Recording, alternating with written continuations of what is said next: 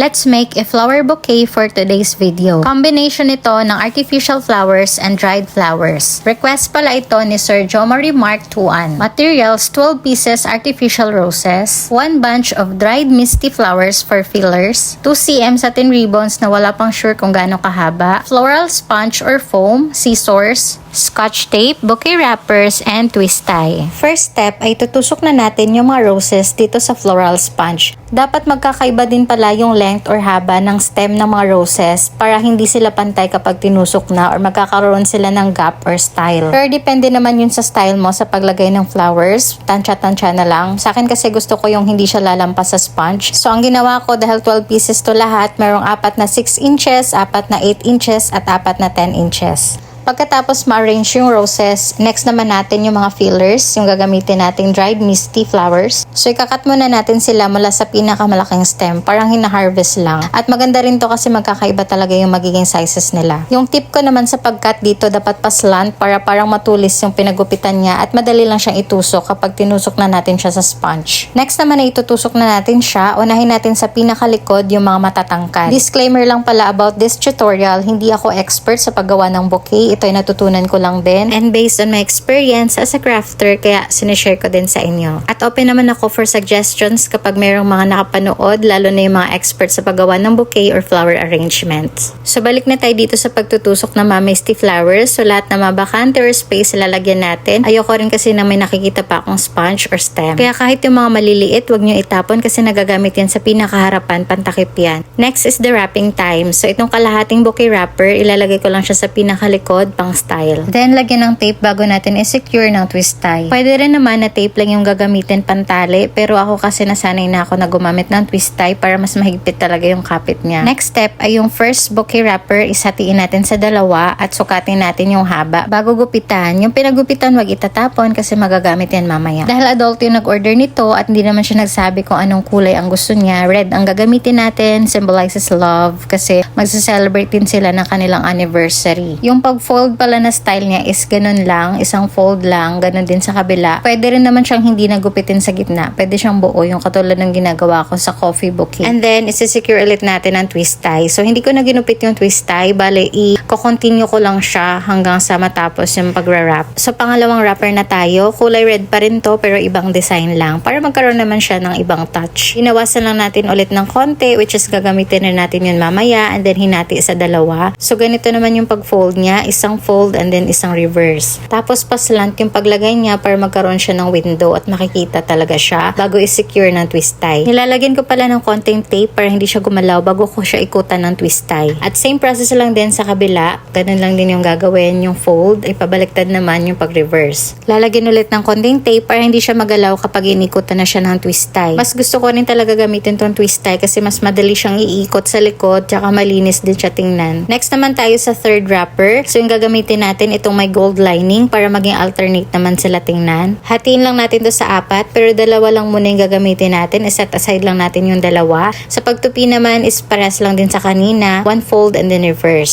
Sa paglagay naman ito is paslant ulit para bumukadkad siya tingnan at para makikita talaga yung style niya. Lagyan ng tape ulit and then ikutan ng twist tie. Same process lang din sa kabila. Ilalagyan ko din pala ng konting tape sa likod para sure talaga na hindi siya gagalaw kapag inikutan na ng twist tie. Kasi minsan di talaga maiwasan na maglo-loose siya sa kamay natin kahit hinahawakan ng mahigpit. Next naman yung pang-4 natin na wrapper. Itong design naman, alternate talaga siya. Hatiin natin sa 4 pero dalawa lang ulit yung gagamitin natin. Iset aside natin yung dalawa para mamaya. And then ipo-fold natin siya ng ganito, lagyan ng tape sa gitna, tapos ibabaliktad at tutupiin ng paganyan.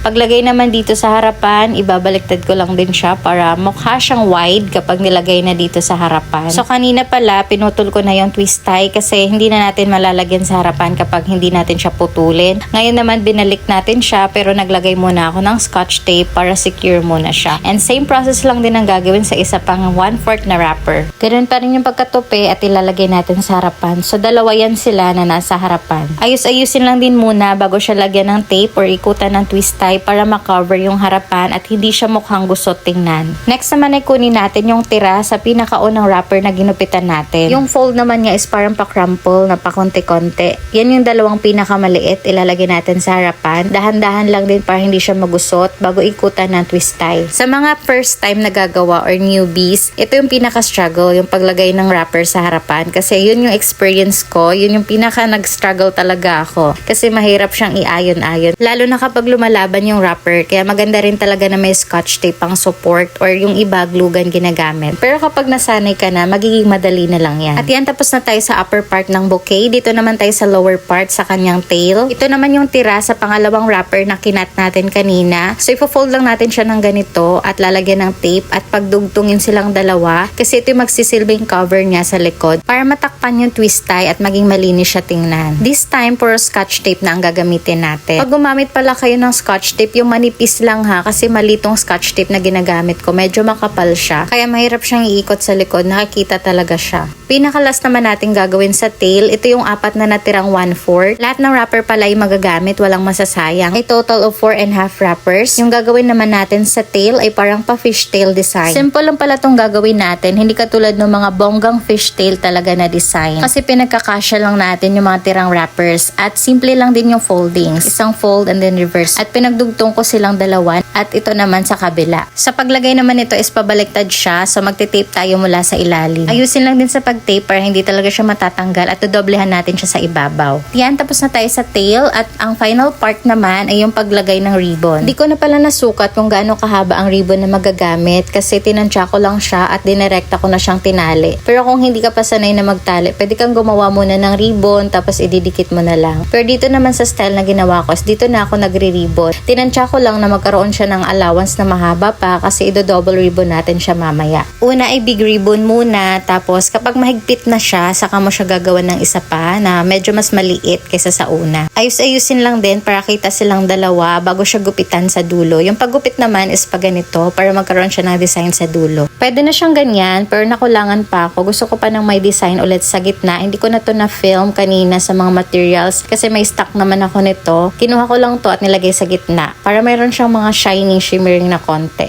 May touch of gold din kasi yung ribbon na to. Nilusot ko lang pala yan sa pinaka-ribbon natin 2 beses kaya naging 4 at yung haba naman niya is pinantay ko lang din sa unang ribbon natin. At ganun pa rin yung style ng paggupit para magkaroon siya ng design sa dulo. At hindi pa talaga ako nakontento sa gitna. Gumawa pa ulit ako ng cute na ribbon. Nakukulangan pa rin kasi ako pero don't worry, last na to at ididikit na lang natin siya gamit ang hot glue. Again, pwedeng gumamit ng hot glue kapag kailangan mo ng support kasi malakas din talaga kumapit ang hot glue lalo na sa mga ribbons. Then gupitan natin yung last ribbon ng ganyan lang kaikli para cute na cute talaga siya tingnan. Diba? Sobrang cute nga ng tingnan. At yan, tapos na ang ating flower bouquet. Sobrang ganda. For me, sobrang ganda. At sana nagustuhan nyo rin. Till our next tutorial. Thanks for watching. Ay, nahulog.